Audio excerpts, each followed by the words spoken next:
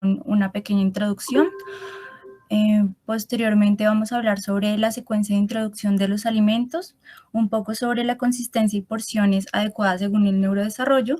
Después hablaremos más sobre prácticas inadecuadas, mitos y otras prácticas que giran en torno a la alimentación complementaria y por último algunas conclusiones de la charla. Listo. Bueno, entonces vamos a hablar de la definición de alimentación complementaria. Siguiente, por favor. Entonces, la alimentación complementaria se define como la introducción de alimentos diferentes a la leche que aportan energía y nutrientes que pues esta no aporta suficientemente. Se habla generalmente de un periodo de 6 a 23 meses de edad. Este periodo es especial por el sentido en que es un periodo de riesgo de afectación en el crecimiento y neurodesarrollo del niño, también por el elevado riesgo de desnutrición que hay desde los 6 meses y porque hay un pico de deficiencia de micronutrientes. Se habla a los 6 meses porque hay evidencia de beneficios pues de la lactancia materna exclusiva hasta este momento, de la prevención temprana de enfermedades crónicas como sobrepeso y obesidad y de beneficios en el desarrollo cognitivo cuando se inicia la alimentación complementaria a los 6 meses. Sin embargo, se ha visto que el inicio de alimentación complementaria a los 4 meses tiene relación con maduración renal, inmunológica, gastrointestinal y neurológica. Siguiente. Entonces, la alimentación complementaria debe ser paralela a la lactancia materna. La lactancia materna da calidad de nutrientes y factores protectores que los alimentos de la alimentación complementaria no pueden dar. Se recomienda que sean recién preparados, que sean seguros y nutricionalmente adecuados y que sean acorde al neurodesarrollo y el crecimiento del niño o de los niños para que ellos puedan lograr su potencial, su máximo potencial. Aparte de ser paralela a la lactancia materna, se recomienda, pues aparte que la lactancia sea a demanda hasta aproximadamente los 2 años de edad o hasta mayor si se puede. Siguiente. Entonces, aquí la UNICEF dice que, y según esta tablita del año 2003, se dice que la lactancia materna y la alimentación complementaria son las intervenciones preventivas que mayor impacto en la sobrevida de un niño, en este caso menor de 5 años, tiene mayor impacto en su crecimiento y en su desarrollo también. Entonces aquí vemos como la primera y la tercera causa de muertes prevenibles en menores de 5 años por diarrea, neumonía, sarampión y malaria son tanto la lactancia materna como la alimentación complementaria. Siguiente, por favor. Entonces, aquí vemos cómo es importante para la vida de muchos niños, tanto la lactancia materna, la alimentación complementaria, la suplementación con vitamina A y zinc, que nos previenen más o menos 2 a 4 millones de vidas, de pérdida de vidas por año. Siguiente, por favor. Entonces, todo esto es un proceso necesario, complejo, en muchos casos, pues generalmente inevitable, pero siempre se tiene que dar en un marco de un cuidado psicosocial y de una alimentación perceptiva. Entonces aquí vamos a tener unos consejos donde se estimula la asistencia en el proceso de alimentación, el entendimiento de los signos de hambre y satisfacción del niño, la minimización de distracciones durante los horarios de comida y hacer todos estos procesos de alimentación y de introducción de alimentos con un contexto de aprendizaje y de amor. Entonces, ¿qué es un buen alimento complementario? Es un alimento rico en energía, en proteína y micronutrientes, que no es picante ni salado, que el niño puede comerlo con facilidad, es del gusto del niño y está disponible local y localmente. Listo, entonces vamos a continuar hablando sobre la secuencia de inicio o de introducción de los alimentos. Las recomendaciones y patrones de introducción de los alimentos en los lactantes suelen variar según el contexto. No hay una evidencia específica que soporte un orden para ello. Lo importante siempre es dar los alimentos que tengan los nutrientes necesarios para las necesidades del niño en ese momento de la vida. Sin embargo, tanto en Colombia como a nivel internacional, se suele recomendar la introducción temprana de alimentos ricos en hierro y en zinc, como lo son las carnes, los cereales adicionados con hierro y las leguminosas. Su importancia radica en el bajo contenido de hierro en la leche materna, que a partir de los 6 meses se hace necesario suplementar, algo que ya vamos a ver un poco más adelante. Algunos estudios incluso llegan a concluir la importancia de introducir la carne como el primer alimento complementario, siendo por supuesto una de las mejores opciones. También es importante incorporar alimentos que sean ricos en vitamina A, como las verduras y las frutas de color anaranjado y amarillo, como lo son la papaya, el mango, el durazno, puesto que hay una deficiencia que es prevalente y los alimentos que son ricos en vitamina A también contribuyen a una buena respuesta inmunológica y a la visión. Entonces, aquí vemos un cuadro elaborado sobre las recomendaciones que da IEPI para Colombia. Ellos nos dicen que a partir de los 6 meses, que es cuando se debe iniciar la alimentación complementaria, podemos iniciar con cereales como el arroz, la avena, el maíz, y compotas de frutas como banano, mango, durazno, pera, manzana, papaya, melón, y verduras como la zanahoria, la uyama, la selga, la habichuela, las espinacas y la lechuga. De los 7 a los 8 meses, IEPI nos recomienda ya empezar con carne, el hígado, la pajarilla, que son tan ricos en hierro, carne de res, ternera, cordero, carnes magras, dar el pollo sin cuero y empezar a dar pescado. Se puede comenzar a introducir el huevo, iniciando por la yema y también los tubérculos. Hacia los 8 meses, entonces ya podemos iniciar las leguminosas como el frijol, la arveja seca, la lenteja y el garbanzo. Entre los 9 y los 11 ya las comidas empiezan a ser más variadas, pues porque ya previamente le hemos dado al niño diferentes grupos de alimentos, entonces ya podemos mezclar con frutas, vegetales, leguminosas, las cantidades de carne pues en pequeños trozos, igual que los tubérculos, hígado, huevo, queso. Y hacia los 12 meses ya iniciar los lácteos. Y el niño ya puede empezar a compartir la dieta normal con la familia, no requiere de algún alimento especialmente preparado.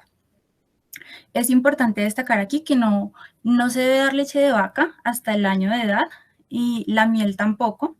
La miel por el peligro de la toxina botulínica producida por Clostridium botulinum, y tampoco se recomienda el uso de sal o azúcar hasta el año de edad, puesto que el niño no lo va a requerir. Entre las múltiples opciones que tenemos para la introducción de alimentos, los múltiples esquemas, uno de los ejemplos es hay un consenso mexicano de expertos, quienes recomiendan la introducción de carnes, verduras y frutas también, y cereales adicionados con hierro a partir de los 6 a 7 meses, las leguminosas de 7 a 8, los derivados de la leche como el queso y el yogur entre los 8 y los 12, el huevo y el pescado entre los 8 y los 12 también, y la incorporación de frutas cítricas y leche entera posterior a los 12 meses. Como vemos, es un esquema muy similar al que nos muestra IEPI para Colombia. Sin embargo, no hay, digamos que una estructura tan rígida, siempre y cuando, como les mencionaba, el niño tenga soporte de nutrientes adecuado. Listo. Entonces, en esta gráfica nos muestran el aporte que proporcionan 550 mililitros de leche materna a los requerimientos nutricionales para niños que están entre los 12 y los 23 meses. La leche materna cubre todas las necesidades hasta los 6 meses, como ya les estaba mencionando, pero posteriormente empieza a existir una brecha de energía, de proteína, de hierro y de vitamina A que requieren ser complementadas mediante los alimentos complementarios, precisamente. Entonces, la cantidad de alimentos que se requiere para cubrir estas brechas van aumentando a medida que el niño tiene mayor edad y pues sus requerimientos van siendo mayores. Como observamos aquí, la brecha más grande, la mayor, es la de hierro, por eso tanto la importancia de introducirlo en la alimentación complementaria tempranamente. Listo. En niños que no son amamantados, pues digamos que hay numerosos aspectos similares en las guías que nos dan la Organización Mundial de la Salud y la Organización Panamericana de la Salud. Respecto a la introducción, es muy similar a los niños que sí son alimentados al pecho materno, pero en algunos casos sí requieren adaptación. En este primer caso, aquellos lactantes a quienes se alimenta con leche entera de vaca o de otros mamíferos, la cantidad de leche que el lactante debe consumir depende del tipo de alimentos complementarios que recibe. Entonces, ellos hacen hincapié en la inclusión de alimentos de origen animal, como fuente de micronutrientes claves que son el hierro, el zinc y como fuente de grasa. Así, un lactante que ingiere alimentos de origen animal a diario debería consumir entre 200 y 400 mililitros al día de leche, a diferencia de uno que no ingiere alimentos de origen animal, que entonces va a requerir entre 300 a 500 mililitros al día. En el segundo caso, que es el consumo de agua en niños que no son alimentados al pecho materno, entonces en climas templados los niños van a requerir entre 400 a 600 mililitros al día de líquidos adicionales a la leche que consumen, y en climas cálidos esta cifra va a ascender de 800 a 1200 mililitros al día. Otro tema importante es la exposición a los alergenos, que tanto ha sido discutida. En este tema recientemente han habido recomendaciones sobre exposición temprana a los alimentos que son potencialmente alergénicos, puesto que hay estudios que demuestran que la sensibilización o la enfermedad alérgica es igual o menor desde el cuarto mes de vida, cuando hasta aparece la tolerancia inmunológica. La práctica de la lactancia materna entonces juega un papel muy importante en la aparición de la tolerancia inmunológica, puesto que los antígenos de la dieta de la mamá son procesados y pues se liberan como componentes inmunológicos en la leche materna. También se ha demostrado que entre más tardía sea esta introducción de los alimentos potencialmente alergénicos, pues va a ser mayor el riesgo de desarrollar alergia, contrario a lo que se creía anteriormente. Aquí es importante el consumo de vitamina A, que se ha asociado con la regulación a favor de la respuesta TH1 sobre la TH2, que favorece la tolerancia oral, y la vitamina D, que también se induce una respuesta similar y parece que tiene efectos protectores contra el desarrollo de dermatitis atópica. Respecto al gluten, Conix y colaboradores hicieron una revisión en el año 2015. Ellos concluyeron que la duración de la lactancia exclusiva no se relaciona con la aparición de enfermedad celíaca. Si hay un riesgo genético de base, el tiempo en el que se introducen los alimentos, sea temprano o sea tardío, no va a modificar la presentación de esta alergia, o sea, no va a proteger ni va a aumentar el riesgo. Y actualmente se recomienda introducirlo hacia los 6 meses, igual que los demás alimentos, o se recomienda al inicio de los primeros alimentos. Pero no es recomendable no es recomendable introducirlo antes de los 4 meses ni después de los 7 meses, cuando ya es muy temprano o muy tardío. Aquí entonces son importantes dos factores, que son la aceptación y la tolerancia. De acuerdo con la tolerancia, que como ya lo mencioné, es un factor biológico, y al grado de aceptación, que ya es un factor más hedónico del bebé, más si le agrada el sabor, si le agrada la textura. Entonces, de acuerdo a cómo el niño reaccione en estos dos aspectos, vamos a poder introducir un alimento nuevo. Para evaluar la aceptación y la tolerancia de un alimento debemos contar con un periodo entre 2 y 7 días y se sugiere un alimento a la vez, integrando los diferentes grupos como nos lo proponen los diversos esquemas. Bueno, un punto también muy importante es la consistencia y las porciones de los alimentos. Siguiente, por favor. Estas deben adecuarse al neurodesarrollo y a las etapas del neurodesarrollo en las que esté el niño. Un ejemplo es que cuando un niño hace sedente, el niño se va a inclinar, a dirigir hacia la comida. Siguiente, por favor. Siguiente.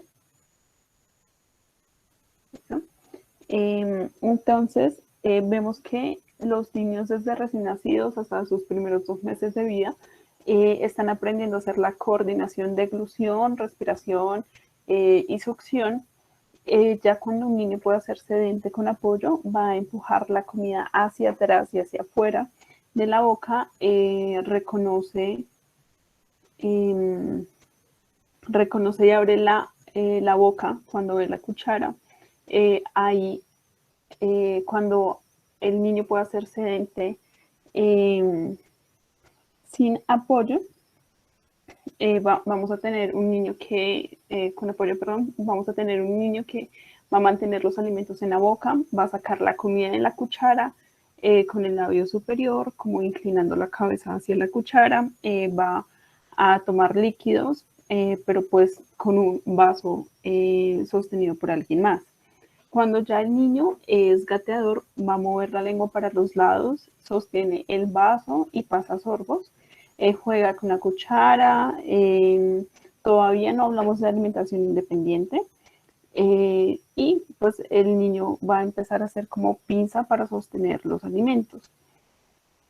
Cuando ya un niño puede hacer caminata, se relaciona cuando ya empieza la alimentación independiente con las manos, sostiene y bebe solo del vaso, mastica mejor, prueba muchas texturas y ya cuando el niño es más independiente, ya es un niño pequeño independiente, ya vamos a tener un niño que mastica y rebaja los alimentos más firmes con habilidad, utiliza el tenedor y sostiene el vaso con una mano. Siguiente, por favor. Entonces, es importante también las texturas. Cuando un niño hace sedente, se incluyen texturas de purés finos, macerados suaves, sin grumos. Cuando es gateador, se pueden administrar molidos o machacados suaves, comidas crocantes que se disuelven, texturas suaves y se ofertan muchos sabores. Cuando ya el niño camina, pedazos grandes de tamaño de un bocado, texturas moderadas y variadas. Y cuando el niño es pequeño e independiente, pedazos grandes y mordiscos de alimentos sólidos y crujientes. Siguiente, por favor. Entonces, en esta tablita tenemos un acercamiento tanto a la frecuencia como a la cantidad por porciones. Entonces tenemos un niño de 6 a 8 meses con 2 a 3 comidas por día, de 1 a 2 meriendas, que ahorita diré cómo se recomiendan esas meriendas. Y se comienza por 2 a 3 cucharadas por comida, incrementando gradualmente hasta que aproximadamente a los 10 meses, a los 9 meses, un medio vaso o una taza de 250 mililitros, que se va a mantener, o lo ideal es que se mantenga hasta aproximadamente los 2 años. De 9 a 11 meses o de 9 a 2 años, vamos a tener de 3 a 4 comidas por día, de 1 a 2 meriendas. y más o menos alrededor de los 10 meses es que el niño va a tener su propio plato. La densidad calórica y energética que los niños pues deben recibir para no excederse y para no ir como con menos densidad de la que necesitan, es más o menos 0.8 a 1 kilocaloría por gramo. Siguiente, por favor. Entonces, tenemos algo muy importante y son, como ya lo hemos venido hablando, son las porciones. Entonces, ya vimos que alimentos se pueden incluir, cómo serían las texturas, y las meriendas nutritivas incluyen huevo, plátano, pan, papaya, leche, budines elaborados con leche, galletas, pan con mantequilla, margarina, pasta de maní y papa cocida. Siguiente, por favor. De 1 a 2 años tenemos las mismas meriendas nutritivas, la diferencia es que pues ya podemos incluir la miel, la leche, como nos dijo mi compañera, y lo ideal es que sea máximo la mitad del consumo de un adulto para no tener una sobrealimentación.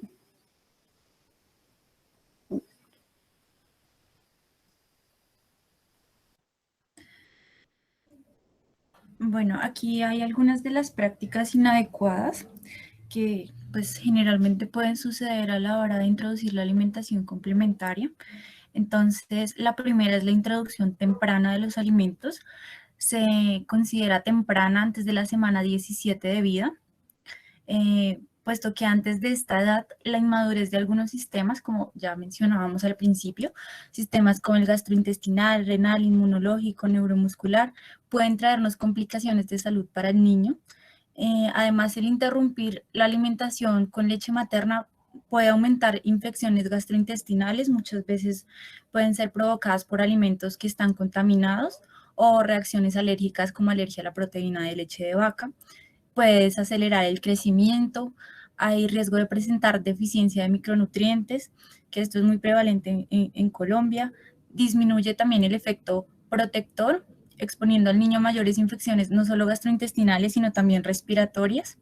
Y a largo plazo puede presentar un aumento de la adiposidad y mayor predisposición a la obesidad. La introducción tardía también es una práctica inadecuada. Se considera tardía después de la semana 26 de vida. Nos puede llevar también a una desaceleración en el crecimiento, desnutrición, puesto que la leche materna ya empieza a no ser suficiente y hay deficiencia de hierro y zinc. Pueden llegar a haber incluso trastornos de la conducta alimentaria con rechazo a sólidos y vómitos. Puede haber riesgo de anemia, principalmente por la pobre ingestión de alimentos ricos en hierro. Y al momento, sí, como alimentos ricos en hierro, como las carnes rojas, los cereales fortificados, las leguminosas. Y para mejorar la absorción de hierro, que no es de origen animal, se sugiere acompañarlos de alimentos ricos en vitamina C, como la naranja, la guayaba. Otra práctica inadecuada es la sal insuficiente a partir del año de edad. Recordemos que antes pues, no es realmente necesario adicionar la sal a los alimentos del bebé, sino pues ya se recomienda el consumo de sal yodada a partir del año. El uso del biberón, que solamente está indicado en ausencia de leche materna, y debe ser promovido únicamente para tomar la fórmula láctea, no otro tipo de líquidos. Es ideal con el biberón empezar a retirarlo desde los 7 meses, a medida que se van introduciendo los sólidos, y retirarlo totalmente hacia el año de edad. Las consistencias inadecuadas también se deben aumentar progresivamente de acuerdo a la edad y al desarrollo, como ya mi compañera les explicaba. Otras prácticas inadecuadas son entonces el consumo de lípidos que sea mayor al 45% de la energía aportada, el consumo de té y café, ya que pues también interfieren con la absorción del hierro, las dietas restrictivas para evitar alergias, como ya decíamos, esto realmente no es necesario y no tiene ningún efecto benéfico o protector sobre la aparición de alergias, y suspender la alimentación complementaria durante la enfermedad. Esto pues tampoco es adecuado. Mientras el niño esté tolerando la vía oral, pues no debemos suspenderlo en lo posible. Otra práctica inadecuada es el consumo de bebidas azucaradas, que es bastante común. El gusto por los sabores dulces es innato, y los niños alimentados con leche materna se dice que persisten con esta preferencia por los sabores dulces, la cual puede incrementar al exponerse a ellos, debido a que está asociada con la liberación de endorfinas y de dopamina. Por eso, la introducción temprana de las bebidas azucaradas puede llegar a dar un efecto adictivo sobre el niño, pues mediante la señalización de la dopamina en las estructuras hipotalámicas y la búsqueda de la recompensa. Algunos estudios sugieren que el aporte energético de las bebidas no tiene efecto, o realmente tiene muy poco efecto sobre la producción de saciedad en comparación con los alimentos sólidos, y también está asociado con la duplicación del riesgo de obesidad a los 6 años de edad. Entonces, la OMS sobre la ingestión de azúcares, tanto en niños como en adultos, ¿no? Puntualiza que los azúcares simples no deben superar el 5% del valor energético total en la dieta, que en este caso, para los niños entre los 6 y los 24 meses, este aporte no debería superar las 45 kilocalorías. Entonces, aquí tenemos una imagen de las guías alimentarias del Instituto Colombiano del Bienestar Familiar para los menores de 2 años, perdón. Ellos nos recomiendan evitar las leches de tarro, las compotas y los cereales comerciales, los que saben, pues generalmente por la televisión, que tanta propaganda les hacen, los productos de paquete, los embutidos, las comidas rápidas, las bebidas azucaradas, precisamente. Eh, en general, evitar darle a los niños este tipo de alimentos. Respecto a la introducción de grupos de alimentos, un estudio llamado FITS, Feeding Infants and Toddlers Study, identificó patrones de alimentación que proporcionan un aporte excesivo de energía también, como lo son el uso del biberón, el consumo pobre de frutas y verduras, el exceso de alimentos dulces, las bebidas azucaradas y el exceso de grasas saturadas. Listo, entonces les vamos a hablar de mitos. Hay varios mitos que pues son muy comunes, se van a dar cuenta. El primero es: los lácteos fermentados deben tomarse a diario. Esto es un riesgo porque el consumo generalmente es más porciones de las recomendadas y tienen una gran cantidad de azúcar. El queso suizo, el petit suisse, lo que uno conoce como alpinito o como productos de estas texturas, es bueno en menores de 1 año. Uno ve que con frecuencia las mamás o la familia les da esto a los niños para que sea más nutritivo, pero realmente estos tienen muchas azúcares. 90 gramos puede proporcionar hasta el 12% del requerimiento energético de un día. Y se han relacionado muchos colorantes de estos quesos con trastorno de déficit de atención e hiperactividad. Los atoles son una cocción de maíz y dulce que en algunas zonas, más que todo como de Iberoamérica, se dan a veces en reemplazo a la leche. Pues esto no tiene sentido. No, ya sabemos que la leche pues tiene muchísimas propiedades y que esta cocción daría como más carbohidratos que más, pues que todos los beneficios y todos los nutrientes que nos puede dar la leche. Los caldos a veces se piensan como muy buenos, pero realmente la cocción puede dañar muchos nutrientes y la mayoría no suelen contener hierro o vitaminas. Siguiente, por favor. Siguiente.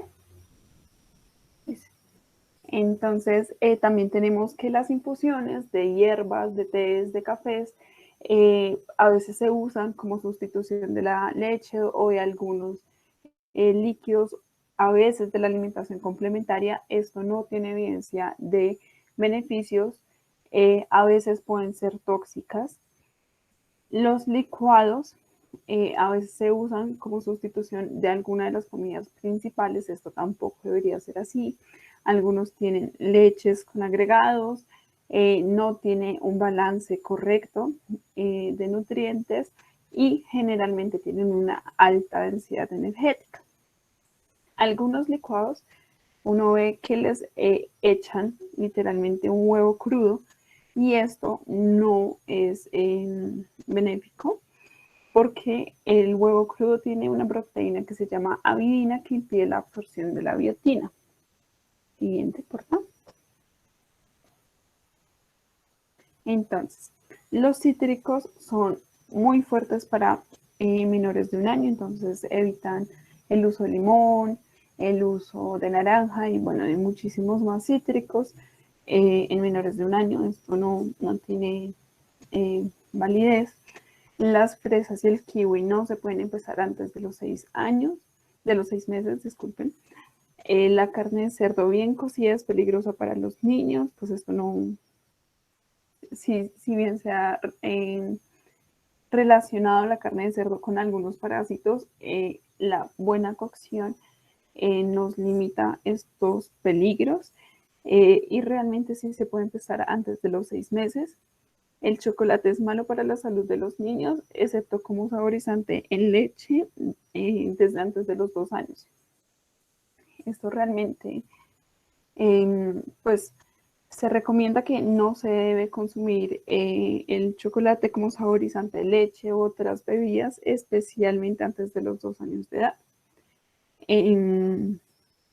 Pues lo que ya dijo mi compañera, demorar la introducción del huevo realmente no nos evita la producción de alergias o el desarrollo de alergias. Otro mito es los frijoles son pesados en menores de 7 meses. Listo.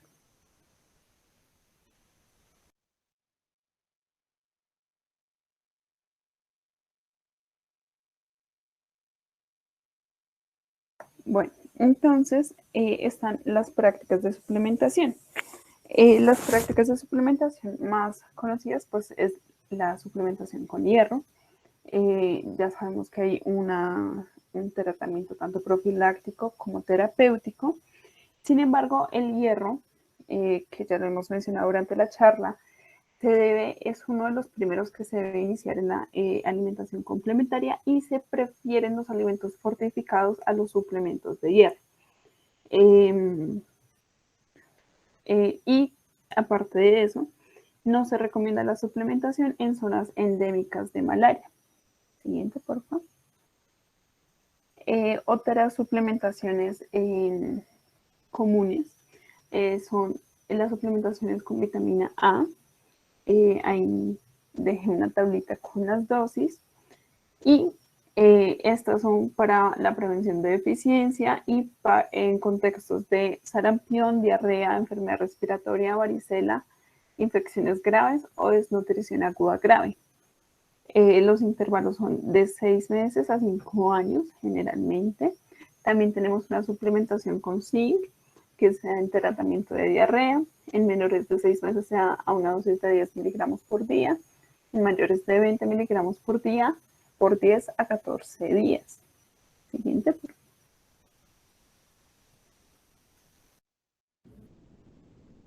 Listo, entonces una práctica interesante es algo llamado el Baby-led Weaning, que es un método alternativo de alimentación en el que el niño utiliza sus propias manos para alimentarse y no la cuchara dirigida por un adulto como se hace normalmente.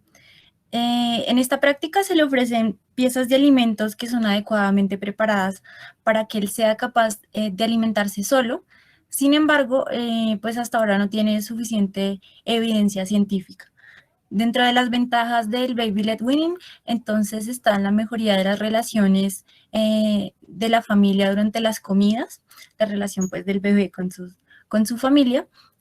promueve la autonomía del niño, puesto que él se alimenta prácticamente solo, lo cual también se empieza a vincular a un reconocimiento autónomo de la saciedad y de la autorregulación. Promueve también el desarrollo de habilidades motoras, tanto finas como gruesas, y fomenta la ingestión de alimentos saludables. Dentro de las desventajas, tenemos un riesgo de ingestión insuficiente de nutrientes por el tipo y la cantidad de alimentos que le son ofrecidos para que él pueda alimentarse solo, precisamente, y también por el riesgo de atragantamiento. El vegetarianismo y el veganismo también es una práctica importante y muy difundida hoy en día. Estas dietas a menudo se asocian con una buena salud. Los estudios demuestran que quienes las tienen suelen tener menor riesgo cardiovascular, unos niveles adecuados de colesterol y tienen menor riesgo de hipertensión y de diabetes. Sin embargo, la Organización Mundial de la Salud dice al respecto que los complementos vegetarianos no son suficientes para cubrir las necesidades de hierro y zinc, por lo que es necesario proporcionar frecuentemente alimentos de origen animal ricos en estos micronutrientes. Por su parte, hay entes como la Academia de Nutrición y Dietética y la Academia Americana de Pediatría que afirman que una dieta vegetariana que sea bien planificada puede promover un crecimiento y un desarrollo adecuados para el niño. Entonces, en estos casos es importante tener en cuenta que la pobre educación y la falta de asesoramiento profesional al implementar este tipo de dietas puede conducir a carencias nutricionales importantes, como lo son en el hierro, el zinc y la vitamina B12. La alimentación complementaria generalmente se inicia de la misma manera que en lactantes que no son vegetarianos, con recomendaciones específicas para prevenir las carencias de nutrientes. Hay un especial interés en estos 4 grupos. La proteína, en primer lugar, porque las proteínas de origen vegetal suelen ser menos digeribles y son limitantes en uno o en varios aminoácidos que son indispensables. Es necesario combinar entonces las leguminosas, los cereales, que ya hemos mencionado tantas veces, así como aumentar el consumo de proteína, incluso hasta llegar a un 35% más del valor normal. El consumo de omega 3, que son ácidos grasos poliinsaturados indispensables, que entre muchas de las funciones que tienen promueven el desarrollo cerebral. Las dietas vegetarianas suelen tener bajos niveles en estos ácidos grasos, además su biodisponibilidad es menor en productos de origen vegetal. Los alimentos ricos en ácidos grasos omega 3 pueden ser la linaza, el aguacate, el aceite de pescado, el tofu y la fórmula de soya enriquecida. La vitamina B12 también es muy importante. Es importante en la síntesis de ADN, en el desarrollo cerebral y el sistema nervioso. Cuando hay una carencia de vitamina B12, suele pasar inadvertida porque pues las manifestaciones clínicas no suelen ser muchas, al menos que ya esté en una etapa muy grave, en la que las manifestaciones empiezan a ser más que todo a nivel neurológico. Entonces, para ellos se recomiendan cereales fortificados también con vitamina B12 y si el niño está recibiendo lactancia materna, una suplementación que consiste en 0.4 microgramos al día para niños de 0 a 6 meses y 0.5 después de los 6 meses, a menos que la madre esté cumpliendo con los requerimientos de vitamina B12 pues, adecuados en su dieta. Y el hierro y el zinc, cuya biodisponibilidad se reduce cuando se ingieren grandes cantidades de fitatos que están presentes en los granos enteros y las legumbres. Disminuyen la biodisponibilidad porque al unirse al hierro y al zinc y algunos otros micronutrientes, no permiten que sean solubles y no van a ser digeridos por el intestino, entonces no se van a absorber por el intestino. La vitamina C facilita la absorción del hierro y disponible en las verduras de hoja verde, pero como la fibra dietética suele ser tan alta en estos casos, puede llegar a ser alta en estos casos, puede inhibir también la vitamina C, por lo que se debe buscar un equilibrio. En estos niños es importante vigilar siempre estrechamente el crecimiento y el neurodesarrollo, que reciban un suplemento adecuado de micronutrientes y siempre tener una guía profesional para asesorar a los papás y que no haya carencias de nutrientes. Listo. Entonces, conclusiones y mensajes para llevar a la casa. Evitar el inicio muy temprano, antes de los 4 meses, o tardío, después de los 6 meses, de la alimentación complementaria. También se recomienda asegurar un adecuado aporte de micronutrientes como el hierro y el zinc, brindado en cereales fortificados, carnes o en su efecto suplementos. No brindar leche de vaca, miel ni sal antes del año de vida. La introducción de alimentos potencialmente alergénicos no debe retrasarse. Siguiente, por favor. No son recomendables las bebidas azucaradas. Existen otras prácticas de alimentación en las que se debe guiar a los cuidadores y supervisar su correcta implementación. Y es importante educar a los padres tempranamente promoviendo la lactancia materna en reconocimiento de señales de hambre, saciedad, la elección de alimentos adecuados para evitar la sobrealimentación y, como ya lo vimos, también las enfermedades crónicas, las adicciones sobre algunos alimentos.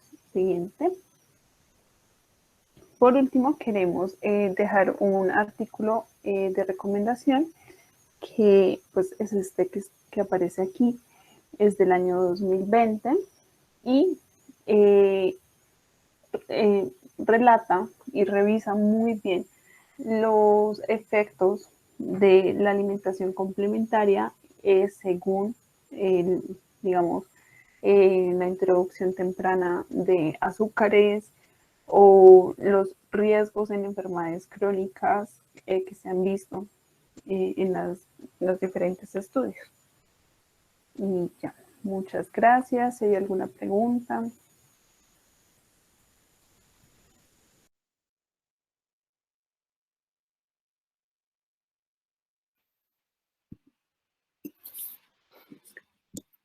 Daniela y María, excelente revisión. Veo que exploraron la mayoría de aspectos en la alimentación complementaria.